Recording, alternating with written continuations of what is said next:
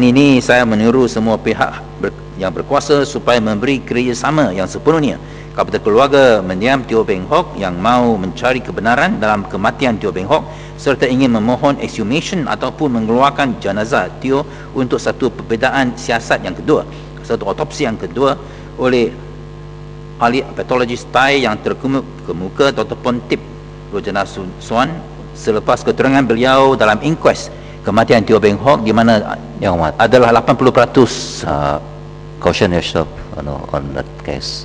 ya, Nanti just in passing, dia akan saya terlibat tidak akan dalam subjudisi. kata apa-apa ya, Baik. bahawa testimoni beliau bahawa ada probability 80% ialah disebabkan oleh homicide dan hanya 20% pembunuh sendiri. Sejak 7 bulan yang lalu terdapat banyak perkembangan yang telah memperdalamkan krisis keyakinan terhadap kebebasan, kecekapan dan profesionalisme institusi-institusi kerajaan dan menjejaskan daya saing Malaysia sungguh pun. Yang amat berhormat telah mengemukakan slogan Satu Malaysia, rakyat didahulukan dan prestasi sekarang. Dan contohnya, saya beri contoh-contoh yang berikut. Satu, kekekalan Tan Sri Musa Hassan sebagai Ketua Polis Negara. Dan jawapan Parlimen daripada Yang Berhormat Timbalan Menteri Dalam Negeri yang tidak masuk akal bahawa penggal Tan Sri Musa dilanjutkan setahun kerana prestasinya yang sangat cemerlang. Dalam 7 bulan yang lalu, polis dan SPRM adalah neck to neck dalam persaingan untuk menentukan institusi-institusi nasional yang mempunyai keyakinan awam yang paling rendah. Bulan lalu semasa Timbalan Ketua Pensuruhanjaya SPRM merupakan tetamu khas dalam satu online live chat on The Star, satu opinion poll ada dibuat oleh webcast dan dalam satu jam inilah apa dapat itu result dalam 4 soalan. Satu, setakat ini bagaimana anda menilai pencapaian SPRM dalam usaha menentang rasuah? Bagus 3%, boleh tahan 0%, buruk 98%. Soalan kedua, SPRM sepatutnya menolak soal suspek. SPRM sepatutnya menolak suspek semasa waktu pejabat? Ya, 79%, tidak 6%, bergantung kepada keadaan 15%. Soalan ketiga, bagaimanakah anda menilai pengendalian kes Teo Beng Hock oleh SPRM? Bagus 0%, boleh tahan 4%, buruk 96%. Soalan keempat, patukah peguam wajib hadir? Ya, 83%, tidak 6%, bergantung kepada keadaan 11%. Dan bagi pihak polis, pada minggu terakhir Julai, laman web Kementerian Dalam Negeri mengadakan pengguntaan suara sama ada orang ramai berasa selamat dengan keputusan yang berikut. 97% atau 9,729 daripada 10,060 orang responden berasa tidak selamat disebabkan kadar jenayah yang tinggi, dengan hanya 1% atau 89 responden berasa selamat dan 2% atau 242 responden berada dalam kategori tidak tentu.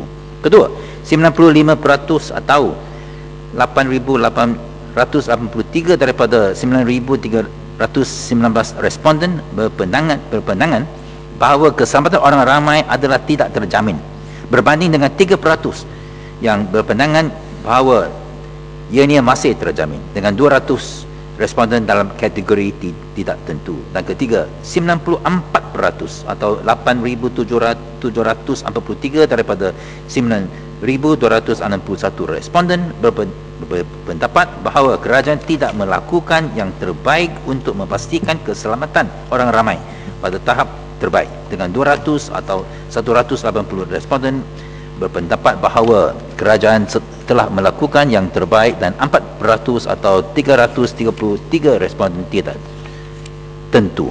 Tidak pernah berlaku sebelum ini pelantikan semula Ketua Polis Negara menghadapi bantahan yang sekeras ini daripada semua lapisan masyarakat, sama ada daripada ahli-ahli parlimen berbentuk persidangan meja bulat parlimen, atau daripada pergerakan sivil atau public opinion poll on the website, terutama atas dua sebab berikut. Satu, kegagalan Tan Sri Musa sebagai Ketua Polis Negara berdasarkan petunjuk prestasi utama KPI dalam 3 fungsi teras polis, iaitu merendahkan kadar jenayah, membenteras rasuah dan mempertahankan hak asasi manusia.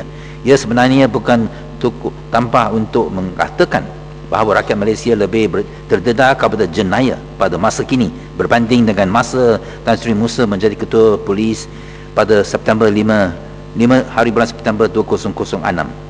Kedua, pelantikan semula Tan Sri Musa telah mencemarkan nama semua pegawai polis kanan, seolah-olah tiada seorang pun daripada 8 pegawai polis yang memegang jawatan-jawatan utama di bawah pangkat ketua polis yang berkelayakan untuk menjadikan ketua polis baru dan memberikan kepimpinan dan budaya baru, lalu menghentikan bencana jenayah yang melanda kita sejak 5 tahun yang lalu. Kes yang kedua, kekurangan political will untuk bertanggungjawab penuh dan bersikap tulus terhadap skandal Port Klang Free Zone skandal yang bernilai 12.5 bilion ringgit.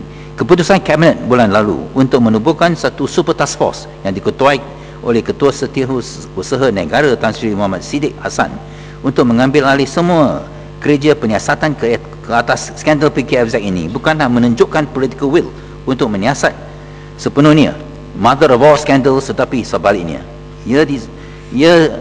ini sebaliknya merupakan satu langkah besar ke belakang dalam aspek accountability, public accountability, transparency, kerana ia bagaikan satu super cover up task force bagi skandal PKFZ.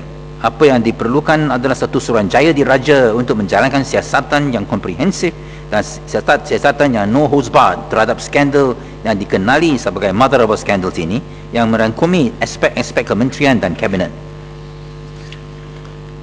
Bukan usaha untuk dengan izin sweep the whole issue into the carpet. Oleh kerana soalan-soalan yang perlu ditanya ialah, adakah Ketua Setiausaha Tan Sri Muhammad Siddiq orang yang paling sesuai untuk mengetuai super task force bagi skandal PKFZ? Sebelum Tan Sri Muhammad Siddiq menerima pelantikan ini, beliau perlu menjelaskan kepada rakyat Malaysia mengapa beliau gagal untuk menjalankan keputusan Kabinet pada Julai 2007 apabila ia memutuskan untuk bail out PKFZ dengan 4.6 bilion ringgit, termasuk memberikan kelulusan retrospektif kepada 4 surat sokongan haram atau tidak sah yang diberi oleh 2 bekas Menteri Pengangkutan, Tun Ding Dong Sek dan Tan Sri Chong Kon Choi. Dan Ketua Setiausaha diberi tugas untuk menyiasat bagaimana 4 surat sokongan ini boleh dikeluarkan secara haram dan mengambil tindakan disiplin terhadap pesalah-pesalah ini yang menyebabkan negara kita dilandakan skandal sekarang 12.5 bilion ringgit. Adakah Tan Sri Muhammad Siddiq menadakan siasatan ini sedangkan tiada seorang pun yang telah dikenal pasti? Apakah lagi ini dihukum atas pengeluaran 4 surat sokongan secara haram dalam 2 tahun yang lalu?